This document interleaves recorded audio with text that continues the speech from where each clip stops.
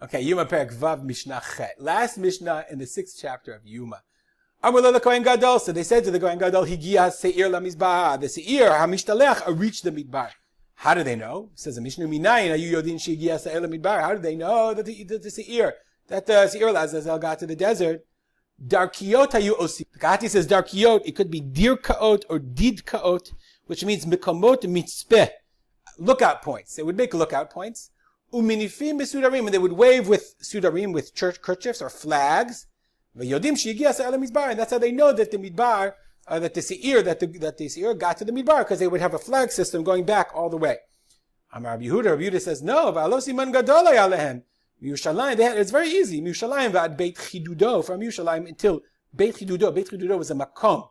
Okay, makom hu rosh midbar, the beginning of the desert. Okay. And so he says that they got to the beginning of the desert, Shlosha Milin was 3 meal. The whole thing, remember, was 12 meal. Hochim meal, they accompany him the first meal. V'choz meal, they walk back the same amount of time. V'shohim kidei meal, and then they wait a certain amount of time.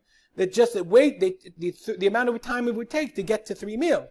Then v'yodim shigia se'el midbar. And now we know that the seir got to the desert. The Bartanura says that Rabbi Yehuda understood Sfira leile Rabbi Yehuda.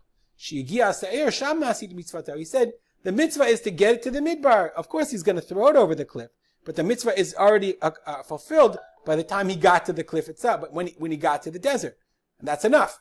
Rabbi Shmuel says no. There was a siman. They had another sign. Remember the red bendel? They tied it on the entranceway to the hechal.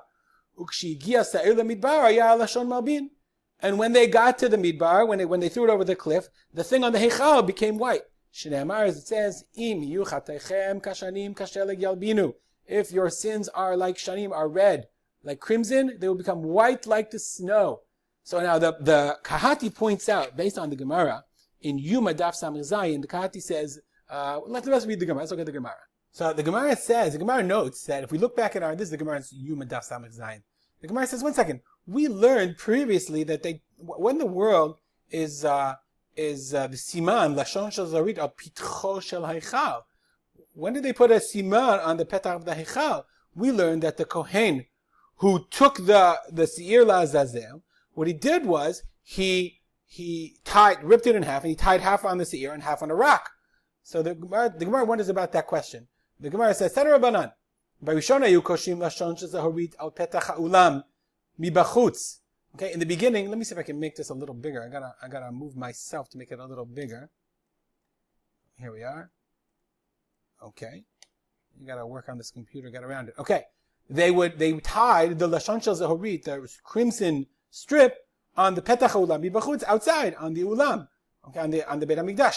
Hilbin hayu smechim. If it turned white, they were happy. Lo hilbin hayu atzavim umitbaishim. So if it didn't turn white, then they would be upset. So they said, you know what, we want everybody to see. If it turns white, if it doesn't turn white, so they put it on the inside of the door of the ulam. And so they would all peek. Everybody know you can't hide secrets. The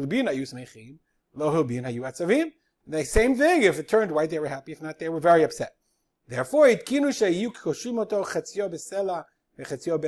that's why they made the takana that they would tie half of it on the rock and half between the karnayim, the horns of the animal. So therefore, what emerges is that in the beginning, that's what Rabbi Shmuel comes from the beginning. Siman ayalech aleim. They had a siman in the beginning. They had the siman that it was kashua pitcho shel hechal. It was tied.